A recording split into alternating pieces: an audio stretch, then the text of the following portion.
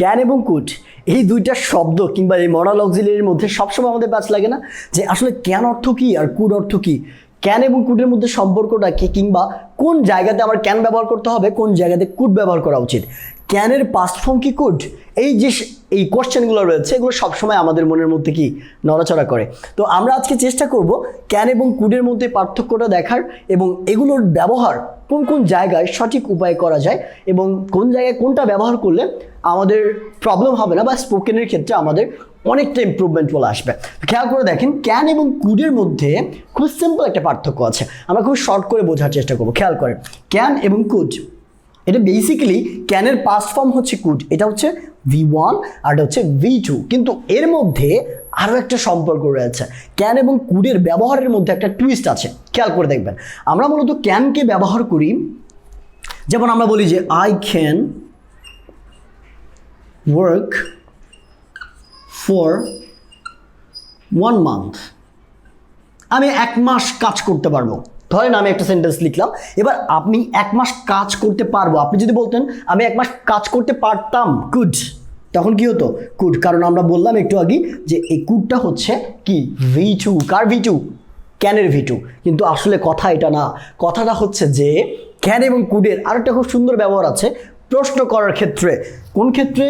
প্রশ্ন করার ক্ষেত্রে। খেয়াল করে দেখবেন কী ধরনের প্রশ্নের ক্ষেত্রে এগুলো ব্যবহার করা যায়, এগুলো ব্যবহার করা হচ্ছে পোলাইট কোশ্চেনে। কি পোলাইট কোশ্চেন, অর্থাৎ ভদ্রভাবে কাউকে কিছু জিজ্ঞেস করতে। একটু মাথায় রাখবেন এই ক্যানটা হচ্ছে একটা ইনফর্মাল ওয়ার্ড।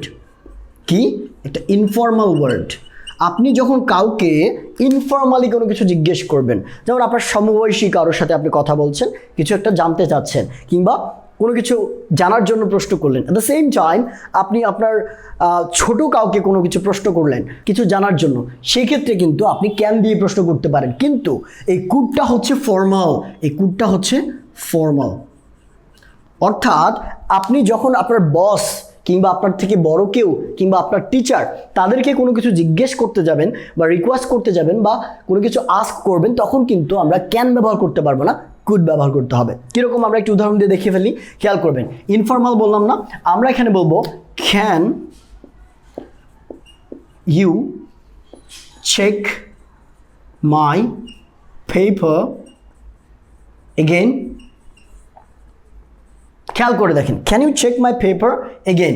খেয়াল করেন আমরা আমাদের টিচারকে অনেক সময় বলি না যে আপনি কি আমার খাতাটা একটু আবার চেক করবেন, তাহলে যখন আপনি ক্যান ব্যবহার করছেন তখন কিন্তু এটা ইনফর্মাল হয়ে গেল, আর তখন ব্যাপারটা হয়ে যায় যে টিচারের সাথে মোটামুটি ধরনের একটা বেয়াদবি হয়ে যায়, এটা একটু রাশ হয়ে যায়, হার্শ হয়ে যায়। এই জন্য কোনো বড়োর ক্ষেত্রে আমরা ক্যান ব্যবহার করি না, আমরা কি ব্যবহার করব? Could you. তাহলে টিচার ক্ষেত্রে, রেসপেক্টেড পার্সনের ক্ষেত্রে, সিনিয়র কেউ হলে, আপনার বস কিংবা যে কোনো সিনিয়র ব্যক্তি যারা একটি সম্মানিত তাদের ক্ষেত্রে আমরা কুড ব্যবহার করব। Could you please. আপনি আর ওইখানে চাইলে একটা প্লিজও ব্যবহার করতে পারবেন, এখানে চাইলে একটা প্লিজও অ্যাড করতে পারেন, জিনিসটা আরও মডারেট হবে, আরও সুন্দর হবে। কি? Could you please check my paper again, could you please check my paper again, could you please check the file, could you please pass the file, could you please pass the salt. খাইতে বসে অনেক সময় হয় না যে আপনি বসের সাথে খাইতে বসেছেন, সিনিয়র ভাইয়ের সাথে খাইতে বসেছেন, আপনি কিন্তু বলতে পারেন না can you please pass the salt, দয়া করে লবণটা একটু পাস করবেন এদিকে, এভাবে বলা যাবে না। কি বলবেন? Could you please pass the salt, এভাবে বলতে হবে। আবার যদি ফর্মালের কথা তো আমরা দেখলাম, ইনফর্মাল কোনটা? যেমন ইনফর্মাল আমরা ব্যবহার করতে পারি যে ক্যান আই গেট সাম মানি। এটা কার ক্ষেত্রে? এটা আপনি ব্যবহার করতে পারেন আপনার বন্ধুর ক্ষেত্রে কিংবা সমবয়সী কিংবা ক্লাসমেট কিংবা আপনার ছোট কাউকে। ঠিক আছে, ক্যান আই গেট সাম মানি, আমি কিছু টাকা পেতে পারি। আপনি কারো কাছে ধার চাচ্ছেন, সে আপনার ছোট, বয়সও ছোট, সম্মানে ছোট কিংবা আপনার সমবয়সী ক্লোজ ফ্রেন্ড, সেক্ষেত্রে আপনি ব্যবহার করবেন can I get some money. Clearly বুঝতে পেরেছি? এরকম হাজারো সেন্টেন্স রয়েছে যেগুলোতে আপনারা ক্যান এবং কুড দিয়ে প্রশ্ন করতে পারেন পোলাইটলি, ভদ্রভাবে। ক্লিয়ারলি বুঝতে পেরেছি?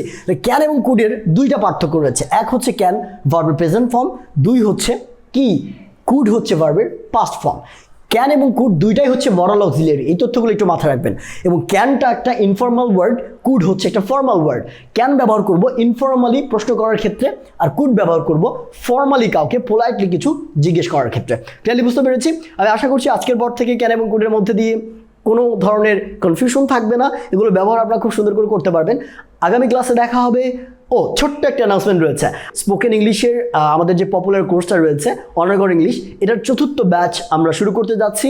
সো অবশ্যই যারা একদম শুরু থেকে বেসিক লেভেল থেকে যারা কিছু জানেন না, কোথা থেকে শুরু করবেন বুঝতে পারছেন না, যদি স্পোকেন শিখতে চান আমাদের এই কোর্সটাতে এনরোল করতে পারেন। 3 মাস, পুরো 3 মাস আমরা সময় দেবো আপনাদেরকে, জুমের মাধ্যমে লাইভে আমাদের সাথে কনভারসেশন করতে পারবেন, কথা বলতে পারবেন। এবং এই কোর্সটা মাত্র 2000 টাকা আপনি পাচ্ছেন 3 মাসের জন্য। এবং কোর্স ইনস্ট্রাক্টর আমি আছি এবং আমার সাথে থাকবে নুরে জান্নাত মিম আপু। ঠিক আছে, সো ভালো থাকবেন, সবাই সুস্থ থাকবেন, পরবর্তী ভিডিওতে দেখা হবে। আল্লাহ হাফেজ।